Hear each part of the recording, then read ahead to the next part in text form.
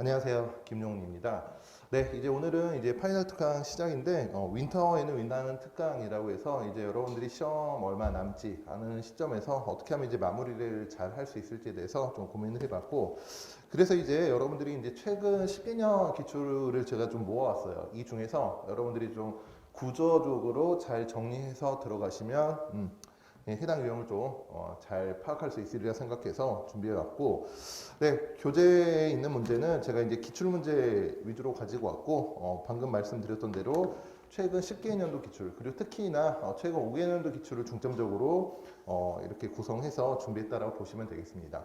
네, 중간중간에 그 작년 가을에 실시됐던 7급 예시 문제도 일부 있으니까 해당 문제까지 같이 고려해가지고 보시면 될 것 같고, 시험이 이제 한 달도 남지 않은 상태니까 여러분들이 이제 잘 정리를 해 두셔야 돼요. 그래서 저랑 함께 오늘부터 같이 총 16시간 동안 같이 한번 해보도록 할게요. 네, 여러분들이 이제 교재를 보시면 첫 번째 자료가 이제 2개 이상 제시되는 구조 파악이 필요한 유형이라고 해가지고 이제 최근 기출문제 트렌드도 그래요. 이제 자료가 하나만 나오는 경우가 아니고 2개 이상이 주어진 경우에는 어떻게 여러분들이 접근할 것인가, 그 구조적으로 접근하는 것을 한번 보려고 하는데, 아마 여러분들이 문제를 많이 풀어보셨겠지만 제가 시간을 드리고 다시 한번 이 문제들을 여러분들이 올해 시험장에서 처음 접한다라고 가정을 했을 때 어떻게 발문을 읽고 자료를 해석하며 그리고 전체적인 구조를 파악하는지 같이 한번 정리해보는 식으로 진행을 해보도록 할게요. 네, 먼저 1번 문제 볼까요? 2페이지에 1번 문제가 주어져 있는데, 작년 문제죠. 2020년 22번 또는 이제 2번 문제라고도 할 수 있죠. 네, 비교적 시험 초반 또는 중반에 만날 가능성이 높은 유형이고, 네, 그렇다면 이제 여러분들이 이 문제를 이제 많이 풀어 보셨을 거예요. 이제 많이 풀어봐서 익숙할 텐데, 처음 보는 느낌으로 한번 어떻게 우리가 접근을 해야 되는지 제가 이제 시간을 1분 30초 정도 드려볼 테니까 한번 시간 내에 과연 이 자료의 구조가 어떻게 되어 있고 또는 선지를 내가 어떻게 접근해야 될지에 대해서 한번 말씀을 드려보도록 할게요. 네, 제가 1분 30초 정도 드릴 테니까 한번 전체적으로 접근해 보시기 바랍니다.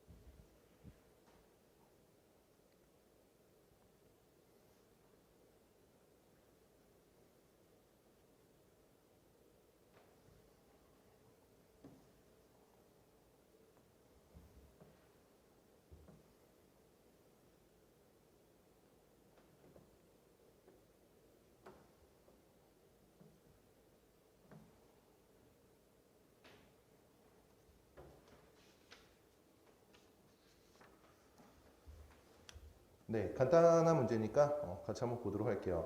먼저 이제 여러분들이 처음 보는 자료는 이걸 어떻게 접근해야 될지 좀 고민이 될 거예요. 그래서 먼저 제목, 키워드를 보시고 표 1과 표 2 둘 다 뭐 일제강점기 8개 도시의 비교 지수까지는 이제 똑같은 단어로 이제 구조화 되어 있죠. 그래서 표 1에는 뭐 물가, 표 2에는 명목 임금에다만 좀 체크를 해 두시고 그 다음에 이제 둘 다 지수예요. 이 지수가 어떻게 이제 구성이 되어 있는지 각 표 1과 표 2에 이제 각주로 제시가 되어 있죠.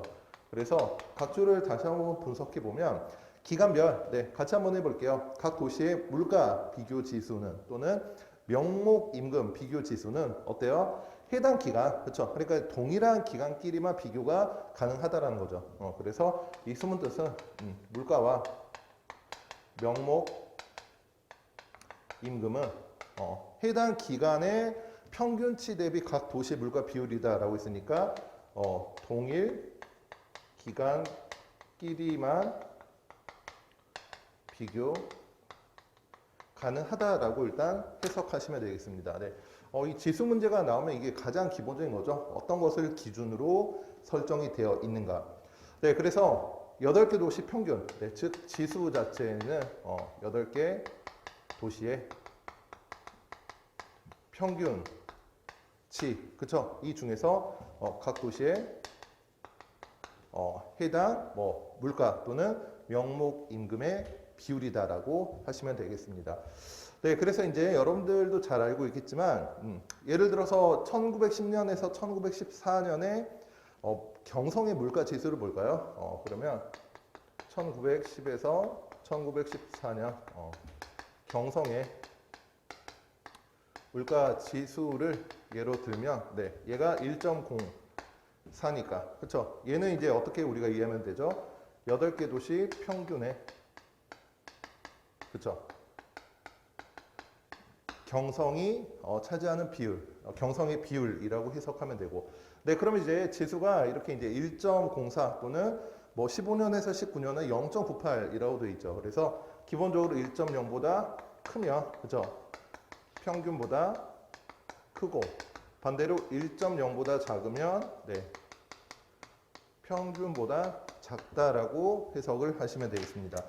네, 사실 이제 우리가 지수 문제를 보면 이렇게 1.0보다는 104로 주어지는 경우가 많죠. 이제 그때는 뒤에 이제 100을 곱해가지고 지수를 설정한 것이니까 이제 그렇게 표현한 거고, 보통 이제 1.0 또는 100 넘으면 평균보다 높다, 즉 기준보다 크다라는 거죠. 그리고 1.0보다 작다 또는 100보다 작다라고 표현하면 주어진 이 분모에 해당하는 기준점보다 크다 작다를 우리가 판단할 수가 있겠네요. 네, 그래서 이제 문제 푸는 것은 크게 어렵지 않죠. 기억 간단히 볼까요? 경성보다 물가가 낮은 도시. 그럼 이제 그냥 각 기간 내에서 이 경성을 기준으로 했을 때 이제 1910년에서 1914년은 1.04를 기준으로 얘보다 낮은 거, 그리고 35에서 39년은 그렇죠. 경성 1.06이죠. 1.06이니까 걔를 기준으로 더 크다 작다인데, 여기서도 하나 말씀드릴 수 있는 게 뭐냐면, 먼저 전체 8개 도시예요. 그렇죠? 8개 중 경성보다 낮은 도시가 여기는 첫 번째 구간에서는 이제 5곳이다. 그리고 두 번째 구간에서는 7곳이다. 이건데, 그럼 이제 이 의미 자체가 뭐죠? 8개 중 경성보다 낮은 도시가 5곳이다 라는 것은 반대로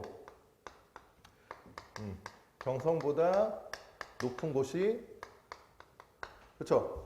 2곳만 있으면 되겠죠. 2곳만 있으면 경성이 3등이고 아래 5개가 있을 것이고, 그리고 마찬가지로 역시 경성보다 높은 곳이 낮은 곳이 이제 7곳이 되려면 사실상 경성 빼고는 다 밑에 있는 거죠.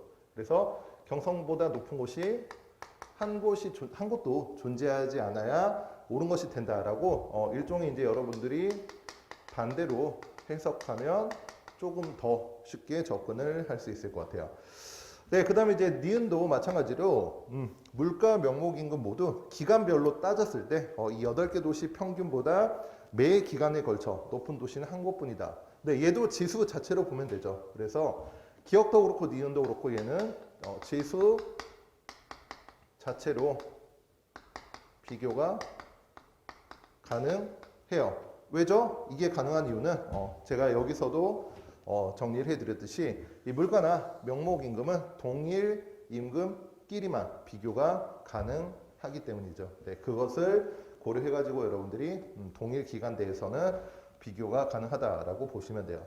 네, 그래서 이제 이 니은의 의미는 매 기간에 걸쳐서 모두 높은 곳이는 한 곳뿐이다. 즉 모든 올타임, 네, 모든 기간에 걸쳐서 1.0을 초과하는 도시가 있느냐라는 것을 물어보는 것이고, 청진이 여기에 해당되죠. 그래서 기억이나 니은은 크게 어렵지 않게 옳은 것이다라고 보시면 되겠네요.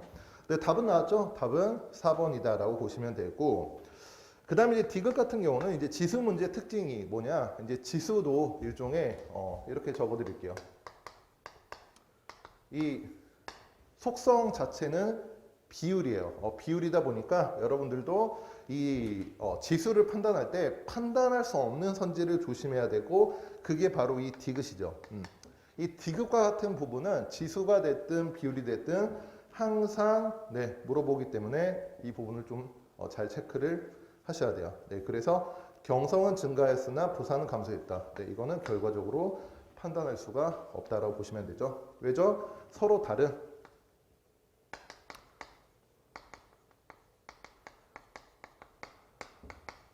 네, 서로 다른 기간끼리의 이 명목 임금을 비교하기 때문이죠. 왜냐하면 이제 동일 기간이 아니면 해당 기간의 평균치가 달라지기 때문에 서로 비교가 불가능하겠죠. 그래서 디귿이 틀렸고. 그 다음에 이제 리을은 이제 간단한 계산인데, 이제 앞선 강의 들으셨던 분들은 한번 이거를 보셨을 거지만, 이렇게 한번 접근해 볼게요.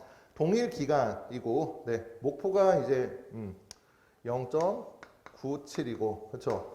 신의주가 0.799 여기에 1.2배 이상이다라고 있으니까 식으로 나타내면 이렇게 쓸 수가 있겠네요. 네, 0.79 곱하기 1.2가 그렇죠? 0.97이다. 네. 네, 이렇게 봐도 되는데 이제 이렇게 하면 뭔가 계산을 해야 되는 느낌이니까 그럼 이제 결국에는 0.79를 기준으로 0.97은 20% 이상 증가를 하면 되니까 그러면 이게 우리가 증가폭의 개념으로 접근을 하면 즉 0.79에서 0.1을 곱한 게 얼마가 되면 돼요? 0.97과 0.79의 차이로 우리가 접근을 하셔도 될 것 같아요. 네, 그러면 얼마죠? 0.16이 되죠. 그래서 사실 얘와 얘식은 똑같은 식이죠. 이 1.1을 1.0과 0.2로 나눠 가지고 그렇죠? 이쪽으로 하나 넘겨주면 이 식이 그대로 도출되고 네. 이 식 자체는 79의 20% 즉 80의 20%가 16이니까 네, 79라면 당연히 네, 16이 된다라고 보시면 되겠네요. 16이 아니죠. 네, 18이 된다라고 보시면 되겠네요. 네, 그래서 일단 이렇게 정리를 해드리면 되겠죠. 그래서 리을도 옳은 선택지이다라고 체크하고 넘어가 보도록 할게요. 그래서 이제 자료가 이제 두 개 주어진, 즉 표가 두 개 주어진 경우에 우리가 어떻게 접근할 것이며 그리고 이렇게 지수 문제인 경우에는 여러분들이 비율을 묻는 경우를 특히 조심하자라고 잘 체크를 해 두시기 바랍니다.